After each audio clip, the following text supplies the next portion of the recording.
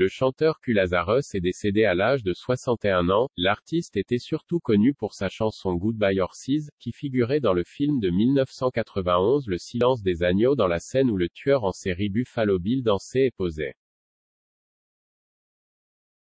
Q Lazarus, né Diane Luckey, avait rencontré le réalisateur du film, Feu Jonathan Demme, alors qu'il conduisait un taxi à New York dans les années 1980. Elle a joué sa cassette de démonstration pour le cinéaste, et il a utilisé son matériel dans plusieurs films qu'il a réalisés les années suivantes. Demme a utilisé son morceau Candle Goes Away dans le film de 1986 Something Wild, et a utilisé Goodbye Horses dans The Silence of the Lambs et le film de 1988 Married to the Mob.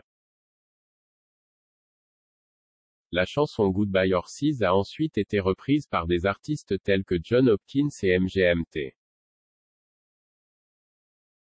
Luckey avait également fait une apparition dans le film Demme Philadelphia de 1993, qui utilisait son morceau Heaven, une reprise de la chanson Talking Heads de 1979. Selon Asbury Park Press, Luckey, originaire de Neptune, New Jersey, est décédé le 19 juillet après une courte maladie. La cinéaste amie de Luckey, Eva Arigis, a déclaré dans un communiqué, selon Entertainment Weekly, au cours des 3 dernières années, Q est devenue l'une de mes amies les plus proches et nous étions en contact presque quotidiennement.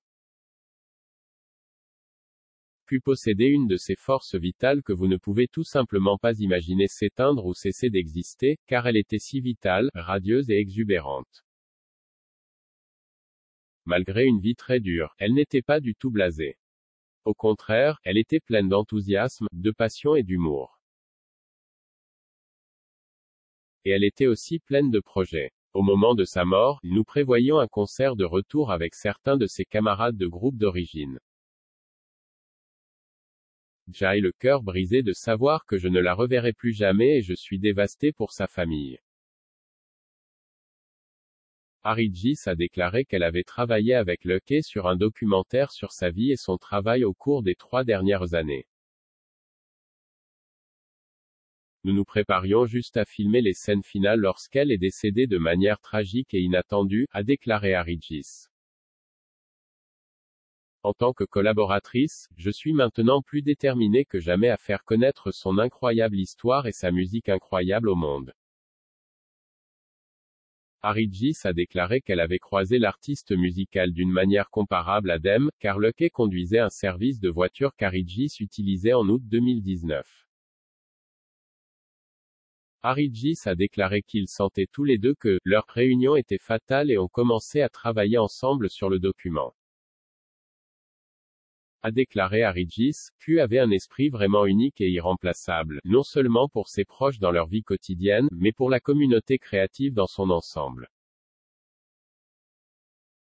Je suis heureux que le monde puisse encore entendre son histoire dans ses propres mots et à travers ses propres chansons, une tâche précieuse qu'elle m'a confiée et dont je serai éternellement reconnaissant. Luckey laisse dans le deuil son mari et ses 2 enfants.